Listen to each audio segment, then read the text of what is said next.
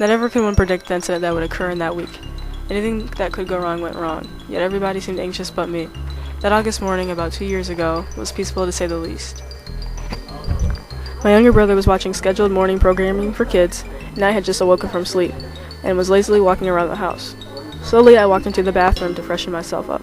No parent was home that morning, just us. My younger brother Cody, my older brother Dewey, and my older cousin Elle and I were the only ones home. As usual, Dewey had woken up earlier than everybody else that day, and was ravaging through the refrigerator. Except what was really on his mind was the box of chocolate chip cookies that lay hidden in the cabinet. Dewey knew that those snacks were off limits, but his intense craving for junk food was too great. As always, he cautiously opened the box and gently took out a cookie. Unfortunately, Elle was standing by the doorway as he committed this heinous act, and again he was caught literally stealing a cookie from the cookie jar. However, something was different about her mood that day. Instead of her usual reprimanding, Elle shoved Dewey backwards. Of course, Dewey was too big and strong to be affected by her push, but he was a joker, so playfully, Dewey pretended to be affected. He danced backwards and suddenly tripped over a stereo that was unbeknownst to him. He fell backwards into the wall.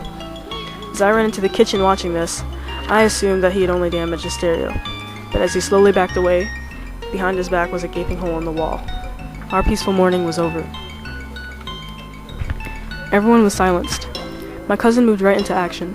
She told us to look around the house for any covering that matched the wall to conceal the hole with.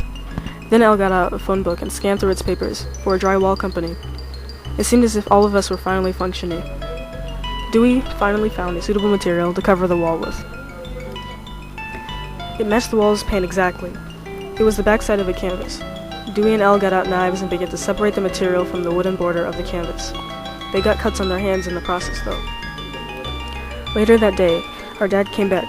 I held my breath when he returned, because the tape that we used to cover the wall shined whenever the dining room lights were turned on by the table. I was surprised when he didn't notice anything was amiss. Yet Elle and Dewey were tense later that afternoon as we all sat down to enjoy those forbidden cookies. Our dad was in such an abnormally good mood that day. It was so strange. But I could tell that Dewey looked embarrassed because he couldn't even stomach to eat even one of the cookies. How ironic was that? 2 days had gone by, and the feeling that the wall had left behind was still strong. For those 2 days, Elle had meticulously planned out her plan of action.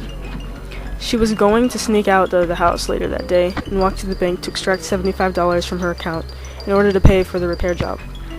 Elle didn't have a driver's license at the time, so she had no choice. It was up to Dewey and I to stall for her until she came back. Luckily, her plan worked. She came back and nobody noticed a thing.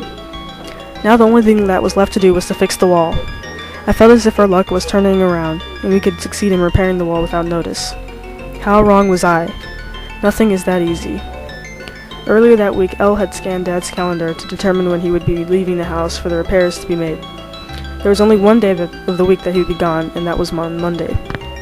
He would be seeing a client from around 8 o'clock in the morning to about 11. That meant that we only had about 3 hours to fix the wall. Elle and Dewey were hopeful. From inside of my room, the sounds were loud. The buzz the saw made as they carefully cut a small square around the hole. The thuds their hammers made when the wooden support blocks were nailed into the wall. It was very noisy. The process was almost over. The wall was going to be fixed. On that faithful Monday morning, the drywall repairmen arrived. Dewey and Elle removed the covering that concealed the hole in the wall. The shiny tape had peeled away some of the paint from the wall. After that, I went to my room. I couldn't bear to look. When all of a sudden the doorknob twisted and my dad opened the front door. I slowly cracked open my bedroom door to see him awkwardly walk into the kitchen, stunned to see a gaping hole near the dining room table. He was fuming mad. Understandably.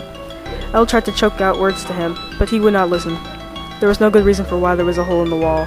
I knew that for sure. Cody and I were in the room hearing his anger explode from his lips. Dewey was quiet, too frightened to say a word as Dad continued to yell at Elle and the workers for the hole in the wall. I shook my head as I sat quietly in the room with Cody, innocently playing video games.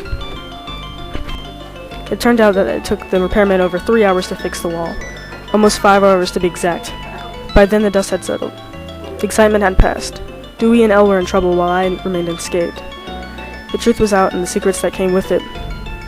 Weeks after the incident, everyone's feelings were hurt. I was just glad that it was all over. The wall was fixed, but the damage that it caused took a long time to repair. But it did repair, and eventually things did go back to normal.